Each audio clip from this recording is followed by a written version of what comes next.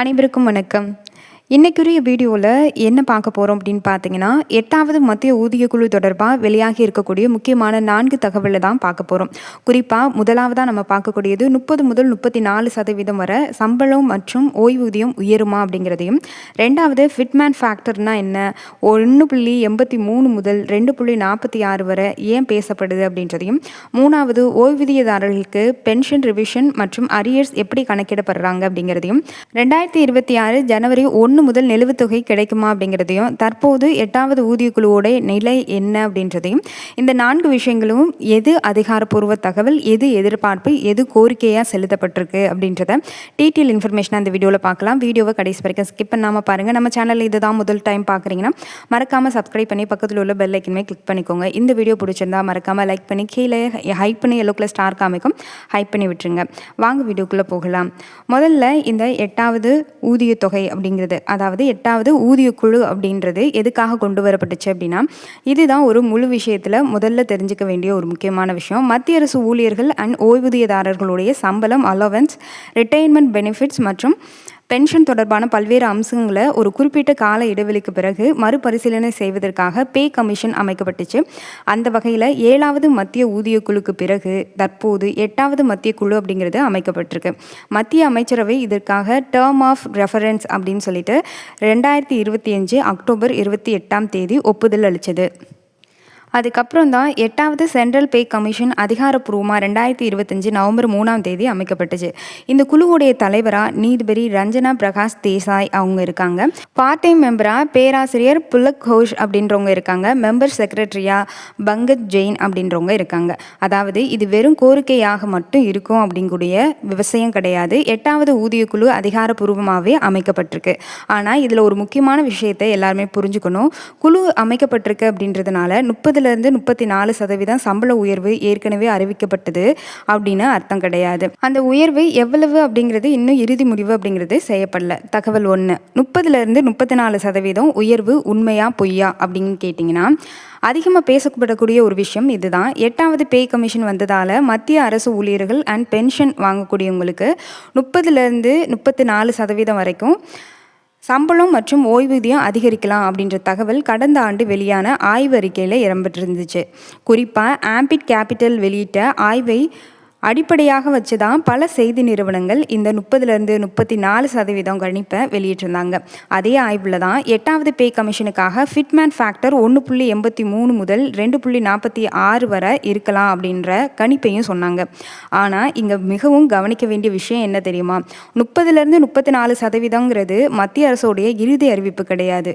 அது ஒரு ஆய்வு நிறுவனத்தினுடைய எஸ்டிமேஷன் அப்படிங்கிறது தான். 8வது பே கமிஷனில் 34% பென்ஷன் உயர்வு உறுதி அப்படின்னு இன்னுமே எதுவும் அதிகாரப்பூர்வ அறிவிக்கையாக வரவே இல்லை.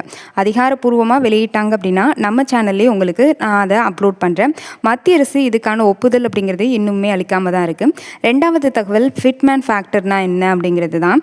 இது ரொம்ப ரொம்ப முக்கியமான விஷயம். இதுதான் 8வது பே கமிஷனில் சம்பளம் அண்ட் உங்களோட பென்ஷன் எவ்வளவு மாறும் அப்படின்றத தீர்மானிக்கக்கூடிய ஒரு முக்கியமான காரணியாக இருக்குது. எளிமையாக சொன்னோம் அப்படின்னா, பழைய பேசிக் பே அப்படிங்கிறது இருக்கும்ல, அதை புதிய பே ஸ்ட்ரக்சருக்கு மாற்றுறதுக்கு பயன்படுத்தக்கூடிய மல்டிப்ளர் அப்படிங்கிறது தான் இந்த ஃபிட்மேன் ஃபேக்டர் அப்படிங்கிறது. 7வது பே கமிஷனில் ஃபிட்மேன் ஃபேக்டர் 2.57 இருந்துச்சு. இதுதான் காரணமாக குறைந்தபட்ச பேசிக் பே அப்படிங்கிறது 7,000 18,000 மாற்றப்பட்டுச்சு. ஆனால் இங்கே ஒரு குழப்பம் இருக்குது. 2.57ன்னா சம்பளம் 157% உயர்ந்துடும் அப்படின்னு அர்த்தம் கிடையாது. ஏன்னா பழைய சம்பளத்திலிருந்து டியர்னஸ் அலோவன்ஸ் அப்படிங்கிறது புதிய பே ஸ்ட்ரக்சரில் எப்படி அப்சர்வ் பண்ணுறாங்களோ செய்யப்படுதோ அதுபடி தான் கணக்கீடு செய்யப்படும். அதனால தான் 7வது பே கமிஷனில் பேசிக் பே அப்படிங்கிறதுடைய உண்மையான உயர்வு சுமார் 14.3% கணக்கிடப்பட்டுச்சு. அலவன்ஸை சேர்த்து பார்த்தோம் அப்படின்னா முதல் ஆண்டில் ஓவரால் கம்பென்ஷன் அப்படிங்கிறது சுமார் 23% மதிப்பிடப்படுது. அதே அடிப்படையில் தான் 8வது பே கமிஷனுக்கு பல்வேறு ஃபிட்மேன் ஃபேக்டர் அப்படிங்கிறதும் கொண்டு வந்தாங்க கணிப்புகளாக.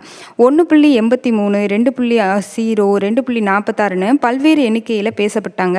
ஆனால் மீண்டும் ஒரு முறை தெளிவாக சொல்லிக்கிறேன், ஃபிட்மேன் ஃபேக்டரும் இருந்தாலும் தற்போது மத்திய அரசால் இறுதி செய்யப்பட்டதா எந்த ஒரு அறிவிப்பும் வெளியாகலை. 3வது பென்ஷனுக்கு என்ன நடக்கும் அப்படிங்கிறது, அதாவது பென்ஷன் வாங்கக்கூடியவங்களுக்கு என்ன நடக்கும், ஓய்வூதியதாரர்களுக்கு. 8வது சென்ட்ரல் பே கமிஷன் அப்படிங்கிறது சம்பளம் மட்டும் தொடர்பான குழு கிடையாது. மத்திய அரசு ஊழியர்களுடைய ரிட்டைர்மெண்ட் பெனிஃபிட் அண்ட் பென்ஷன் தொடர்பான விஷயங்களை பே கமிஷன் பரிசீலிக்குது. அதனால் சென்ட்ரல் கவர்மெண்ட் பென்ஷனாருக்கு, அதாவது ஓய்வூதியதாரர்களுக்கு இது ரொம்ப முக்கியமான ஒரு விஷயம். ஆனால் பென்ஷன் எவ்வளவு உயரும், மினிமம் பென்ஷன் எவ்வளவு ஆகும், ஃபிட்மேன் ஃபேக்டர் அடிப்படையில் பென்ஷன் எப்படி ரிவைஸ் செய்யப்படும் அப்படிங்கிறதோ, இல்லை எவ்வளவு அரியர் கிடைக்கும் அப்படின்றதையோ, இந்த கேள்விகளுக்கு தற்போது அதிகாரப்பூர்வ அறிவிப்பு அப்படிங்கிறது இறுதி தொகையாக எதுவுமே சொல்ல முடியாது. ஏன்னா அந்த கணக்கீடு 8வது பே கமிஷனில் இறுதி பரிந்துரை இல்லை அப்படின்னா மத்திய அரசு ஏற்றுக்கொள்ளப்பட்ட விதத்தை பொறுத்து தான் இருக்கும். இதே நேரத்தில் பென்ஷன் வாங்கக்கூடிய ஓய்வூதியதாரர்களுக்கு இல்லைன்னா எம்ப்ளாயி அசோசியேஷனுக்கு பல்வேறு கோரிக்கைகளும் பரிந்துரைகளும் குழுக்கள்கிட்ட இருந்து வந்துக்கிட்டு தான் இருக்குது. 8வது பே கமிஷன் தன்னுடைய அதிகாரப்பூர்வ தளத்தில் எம்ப்ளாயீஸ், பென்ஷன் வாங்கக்கூடியவங்க, அசோசியேஷன், யூனியன் சொல்லிட்டு பல தரப்பினரிடமிருந்து மெமோரண்டம் அவங்களுடைய ரெப்ரசன்டேஷன் இதை மட்டும்தான் அவங்க பெற்றிருக்காங்களே தவிர்த்து இதுக்கான சமிஷன் அப்படிங்கிறது இன்னும் கொண்டு வரல.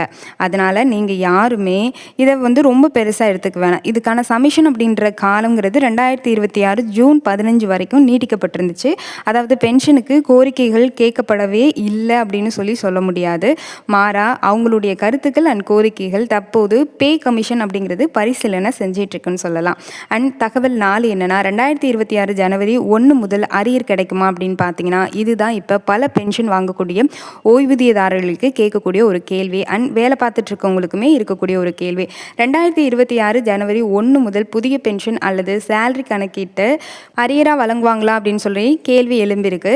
இதில் ஒரு அதிகாரப்பூர்வ விளக்கம் அப்படின்னு சொல்லி பார்த்தீங்கன்னா மத்திய அரசு டேர்ம்ஸ் ஆஃப் ரெஃபரன்ஸ் தொடர்பாக அறிவிப்பில் பே கமிஷனுடைய பரிந்துரைகள் வழக்கமாக 10 ஆண்டுகளுக்கு 10 ஆண்டு முறையை அடிப்படையாக கொண்டு தான் இருக்கும். 1/1/2026 முதல் எஃபெக்ட் இருக்கும் அப்படின்னு சொல்லியிருக்காங்க. அதே மாதிரி நார்மலி எக்ஸ்பெக்டட் என்றும் குறிப்பிட்டிருக்காங்க. அதாவது 1/1/2026 அப்படிங்கிறதுல எதிர்பார்க்கப்படுது எஃபெக்டிவ் டேட் அப்படிங்கிறது. ஆனால் இதை 2026 ஜனவரி 1 முதல் பென்ஷன் உயர்வு ஏற்கனவே அமல்படுத்தப்பட்டு விட்டது அப்படின்னு சொல்லி எடுத்துக்க கூடாது. ஏன்னா புதிய பே அண்ட் பென்ஷன் ஸ்ட்ரக்சர்ஸ் அப்படிங்கிறது இறுதி பரிந்துரையை இன்னும் வரவே இல்லை. அதனால யாரும் இதுக்கு பற்றி கவலைப்பட வேணாம். 8வது பே கமிஷன் அமைக்கப்பட்ட நாள்லேருந்து 18 மாதங்களுக்குள்ள பரிந்துரைகளை வழங்கணும் அப்படின்னு சொல்லி டேர்ம் ஆஃப் ரெஃபரன்ஸ் அப்படிங்கிறது குறிப்பிட்டிருக்கு. தற்போது 2026 ஆகஸ்ட் மாதத்தில் நம்ம இருக்கிறப்ப குழுவுடைய பணிகள் தொடர்ந்து நடைபெற்று தான் வருது. அதிகாரப்பூர்வமான இணையதளத்திலிருந்து பல்வேறு மாநிலங்கள் அந்தந்த பகுதிகளுக்கு கன்சல்டேஷன் மீட்டிங் அப்படிங்கிறதோ இல்லைன்னா விசிட்ஸோ அறிவிக்கப்படும். குறிப்பாக சென்னை வருகை தரப்ப, அதாவது 2026 செப்டம்பர் 7 அண்ட் 8ஆம் தேதிகளில் நடைபெற இருக்கிறதா சொல்லியிருக்காங்க. 8வது பே கமிஷன் அதிகாரப்பூர்வ தளம் அப்படிங்கிறது இந்த செப்டம்பர் 7, 8ஆம் தேதிகளில் நடக்கும் அப்படின்னு சொல்லியிருக்காங்க. இதனால என்ன தெரியுது அப்படின்னா குழு இன்னும் கன்சல்டேஷன் அண்ட் ரெக்கமெண்டேஷன் தயாரிக்கும் கட்டத்தில் தான் இருக்குது அப்படின்றது தான் அர்த்தம். அப்போனா அரியர் எப்படி இருக்கும் அப்படின்னு சொல்லி சிலருக்கு டவுட் வரும். ஒருவருடைய தற்போதைய பேசிக் அப்படிங்கிறது, இது எக்ஸாம்பிளுக்கு தான் சொல்கிறேன், தற்போதைய பேசிக் பென்ஷன் அப்படிங்கிறது ஒரு குறிப்பிட்ட தொகை இருக்கும் இல்லையா. 8வது பே கமிஷன் இறுதியாக ஒரு பென்ஷன் ஸ்ட்ரக்சரை பரிந்துரைச்சிது அப்படின்னு வச்சுக்கோங்களேன். அதை மத்திய அரசு ஏற்றுக்கிட்டு எஃபெக்டிவ் டேட்டை அதாவது 1/1/2026 என்று வச்சுச்சு அப்படின்னா 2026 ஜனவரி முதல்ல புதிய பென்ஷனுக்கு கிடைக்க வேண்டிய தொகைக்கும் அந்த காலத்தில் ஏற்கனவே வழங்கப்பட்ட பென்ஷனுக்கும் இடையிலான வித்தியாசம் அரியர்ஸ் ஆக கணக்கிடப்படுது. இதுதான் அரியர்ஸாக கணக்கிடப்படுறதுக்கான வாய்ப்புகள் இருக்குது. ஆனால் இது ஒரு இல்லுஸ்ட்ரேட்டிவ் எக்ஸ்பிளனேஷன் தான். இதை ஐடென்டிஃபிகேஷனாக எடுக்காதீங்க. அதாவது இதுதான் அப்படின்னு சொல்லி முழுசாக நம்ப வேண்டாம். இது எக்ஸ்பெக்ட் பண்ணப்படுது. இந்த மாதிரி எல்லாம் கொண்டு வரதுக்கு வாய்ப்பு இருக்குது. இந்த மாதிரி கணக்கீடு பண்ணுவாங்க அப்படின்றது மாதிரி. இன்னொரு முக்கியமான விஷயம், மாநில அரசு பென்ஷன்தாரர்களுக்கு இதே உயர்வு கொடுக்குமான்னு கேட்டிங்கன்னா 8வது சென்ட்ரல் பே கமிஷனுங்கிறது முதன்மையாக மத்திய அரசு ஊழியர்கள் அண்ட் மத்திய பென்ஷன்தாரர்களுக்கு தொடர்புடையதாக இருக்கும். ஆனால் மத்திய பே கமிஷன் பரிந்துரைகளை மாநில அரசுகள் பல நேரங்களில் சில மாற்றங்களுடன் ஏற்றுக்கொள்ளலாம் அப்படின்னும் மத்திய அரசுடைய டேர்ம்ஸ் ஆஃப் ரெஃபரன்ஸ்லேயே குறிப்பிட்டிருக்கு. அதனால் மத்திய அரசு பென்ஷன்தாரர்களுக்கு வரும் மாற்றம் அப்படிங்கிறது மாநில அரசு பென்ஷன்தாரர்களுக்கு தானாகவே அடுத்த நாளே அமலாகிவிடும் அப்படின்னு சொல்ல முடியாது. ஒவ்வொரு மாநில அரசும் தனித்தனியாக முடிவெடுக்க வேண்டிய நிலையில் இருக்காங்க. முடிவாக சொல்லணும்னா 30லேருந்து 34% உயர்வு அப்படிங்கிறது தற்போது ஆய்வில் தான் இருக்குது, ஆய்வு கணிப்பாக தான் இருக்குது.